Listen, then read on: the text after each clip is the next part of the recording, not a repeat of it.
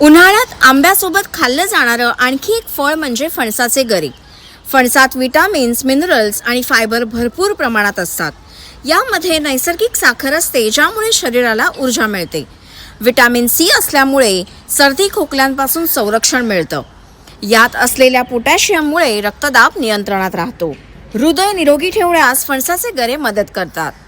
यातील अँटीऑक्सिडंटमुळे त्वचा देखील निरोगी राहते, केसांना पोषण मिळतं. आणि असं असलं तरीही फणसाचे गरे खाताना काही गोष्टींची काळजी घ्यायला हवी. गरे जास्त खाल्ल्यास अपचन, गॅस, पोटदुखी होऊ शकते. डायबिटीस असणाऱ्यांनी कमी प्रमाणात गरे खावे, कारण यामध्ये साखर असते. अस्थमा किंवा ॲलर्जी असणाऱ्यांनी फणस खाताना काळजी घ्यावी. फणस खाल्ल्यानंतर लगेच थंड पाणी पिऊ नये, कारण त्याचा पचनावर परिणाम होऊ शकतो. रिकाम्या पोटी फणस खाल्ल्यास पोट बिघडू शकतं. जेवणानंतर किंवा मधल्या वेळेत फणस खाणं केव्हाही चांगलं. कच्चे आणि अर्धवट पिकलेले गरे खाणं टाळा. खराब वास किंवा चव असल्यास गरे खाऊ नका.